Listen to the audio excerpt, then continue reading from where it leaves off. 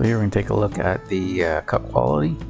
Smaller holes were all done at 60% speed with no torch height control.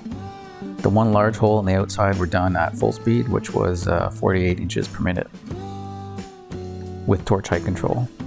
And the cut quality is looking pretty good. I went and measured the taper and it came out to about 2.5 degrees, which is in line with what I've seen published by Hypertherm. This is an example of the slug for the big 1.5 inch hole. You can see this one on the right was cut with a bad electrode and it had like a parallelogram effect. And the one on the left was with a new electrode. And here you can see, it's kind of hard to see in the picture, but this is what the bad slug looks like. And here's an image of the bad electrode. Thanks for watching.